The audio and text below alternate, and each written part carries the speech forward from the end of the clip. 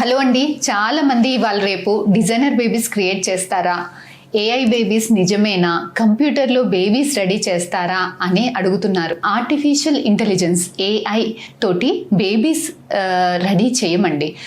కాకపోతే ఐవీఎఫ్ పద్ధతిలో ఈ ఏఐని యూజ్ చేసుకొని మంచి క్వాలిటీ, మీకున్న ఎగ్స్లో మంచి క్వాలిటీ ఎగ్స్ని సెలెక్ట్ చేసుకోవడానికి, మీకున్న స్పర్మ్స్లో మంచి క్వాలిటీ స్పర్మ్స్ని సెలెక్ట్ చేసుకోవడానికి, ఎంబ్రియో తయారీ అయ్యే విధానాన్ని అబ్జర్వ్ చేసి ఆ గ్రోత్ పొటెన్షియల్ని బట్టి మంచి క్వాలిటీ ఎంబ్రియోస్ని సెలెక్ట్ చేసుకోవడానికి, ఇలా మంచి క్వాలిటీ సెలెక్ట్ చేసుకున్నప్పుడు మనకి ఐవీఎఫ్లో అలాంటి బేబీస్ని పెడితే సక్సెస్ రేట్స్ అనేవి చాలా ఎక్కువగా ఉంటాయండి.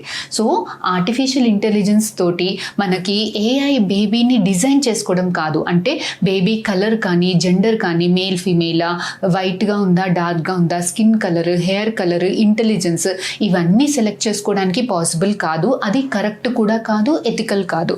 కాకపోతే ఈ ఏఐని వాడుకొని మనం మంచి క్వాలిటీ ఎంబ్రియోస్ని సెలెక్ట్ చేసుకున్నప్పుడు మనకి సక్సెస్ రేట్స్లో చాలా హెల్ప్ఫుల్ అవుతుంది. కొంతమందికి ఏంటంటే వంశపారంపర్యంగా కొన్ని జెనెటిక్ డిసీజెస్ ఉంటాయి. సో ఇలాంటి వాళ్ళకి జెనెటిక్ ప్రాబ్లమ్స్, మనకి లైఫ్ థ్రెటనింగ్ ప్రాబ్లమ్స్ ఉన్నప్పుడు అలాంటి ప్రాబ్లమాటిక్ జీన్స్ని ఐడెంటిఫై చేసి క్రిస్పర్ టెక్నాలజీ యూస్ చేసుకొని అలాంటి జీన్స్ని కట్ చేసి మంచి జీన్స్ని అటాచ్ చేయడం వల్ల బేబీస్ అనేవి వాళ్ళకి వాళ్ళ ఓన్ జీన్స్ తోటి ఒక హెల్దీ బేబీని ఇవ్వడానికి పాసిబిలిటీ ఉంటుంది. ఎంబ్రియో ట్రాన్స్ఫర్ అయిపోయిన తర్వాత యూరినేషన్ చేయొచ్చా లేదా అని చాలా మందికి డౌట్. ఎంతసేపటి తర్వాత చేయాలి అని. యాక్చువల్గా ఏంటి అని అంటే గర్భసంచికి మనము స్ట్రైట్ లైన్ గా ఉంటే ఎంబ్రియో ట్రాన్స్ఫర్ చేసేటప్పుడు క్యాథెటర్ అనేది ఈజీగా పోతుంది అన్న ఉద్దేశంతో మేము బ్లాడర్ని ఫుల్గా పెడతాం అనమాట. అంటే యూరిన్ సంచి ఎంటీ చేయకుండా, ఖాళీ చేయకుండా అది సపోర్ట్ కోసం బాగా ఉంటుంది, అంటే యూట్రస్కి సపోర్ట్గా ఉంటుంది అని చెప్పేసి మేము యూరిన్ని తొందరగా పోకండి అని చెప్పేసి ఒక గంటన్నర వరకు దాన్ని ఆపుతాం అనమాట.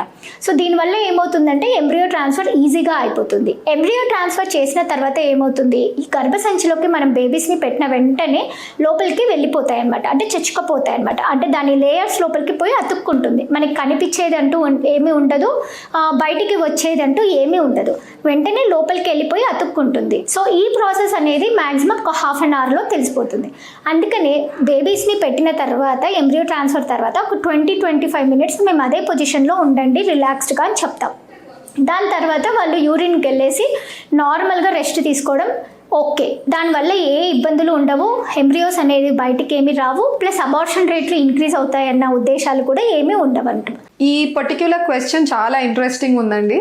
సో సంబడి ఆస్క్డ్, క్యాథెటర్స్ ఏవైతే మనం ల్యాబ్లో వాడతామో ఎంబ్రియోని ట్రాన్స్ఫర్ చేయడానికి కావచ్చు, లేదా ఎగ్స్ని కలెక్ట్ చేసుకునే సిస్టమ్ కావచ్చు, ఇవన్నీ ప్లాస్టిక్ కదా, బయట చెప్తూనే ఉన్నారు కదా మీరు ప్లాస్టిక్ అంటే మంచిది కాదు అని చెప్పేసి.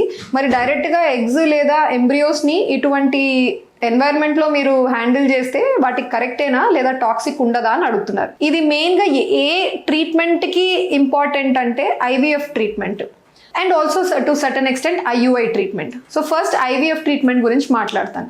ఐవీఎఫ్ ట్రీట్మెంట్లో 2 స్టెప్స్ ఉంటాయి, 2 భాగాలు.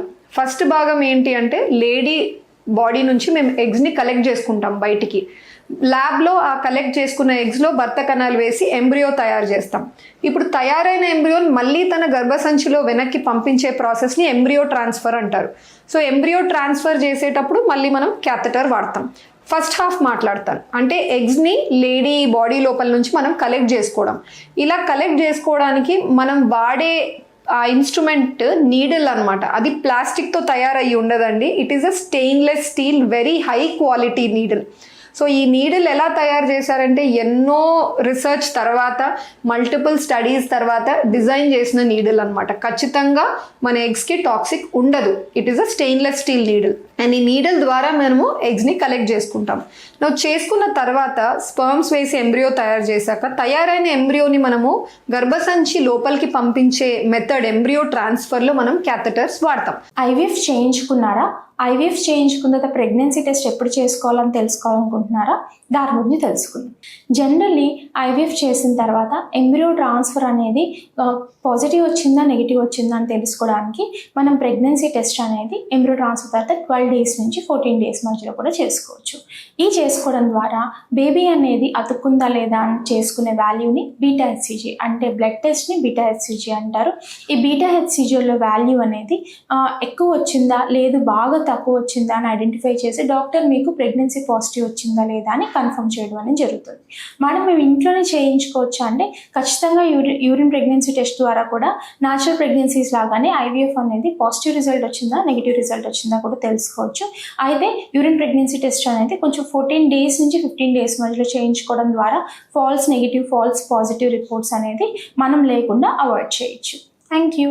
ఒక పేషెంట్ మేడం ఈ టాబ్లెట్స్ వాడితే నాకు 100% ప్రెగ్నెన్సీ వస్తుందా అని చెప్పి అడుగుతున్నారు. సో మీరు ఫస్ట్ పాయింట్ గుర్తుపెట్టుకోవాల్సింది ఏంటంటే ఫర్టిలిటీ ట్రీట్మెంట్స్లో ఏవైనా సరే 100% ఇది కంపల్సరీ ట్యాబ్లెట్ వేసుకుంటే కాను ఈ ఇంజెక్షన్ తీసుకుంటే కాను వెంటనే వచ్చేస్తుంది ఈ మంత్లో అని చెప్పే మెడిసిన్ ఏదీ లేదు.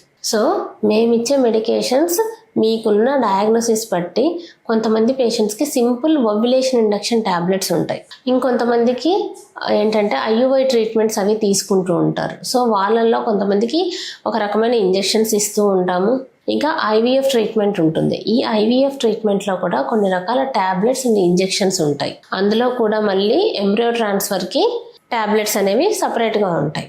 సో సింపుల్ ఫర్ ఎగ్జాంపుల్ మీకు ఒక ఓవ్యులేషన్ ఇండక్షన్ ఎగ్ పెరగడానికి ట్యాబ్లెట్స్ వాడుతూ ఉంటారు. సో దాని గురించి మాట్లాడుకుందాం. సో అందులో అయితే మీకు జస్ట్ ఎగ్ యొక్క సైజు పెరగడానికి మీకు ట్యాబ్లెట్లు ఇస్తారు.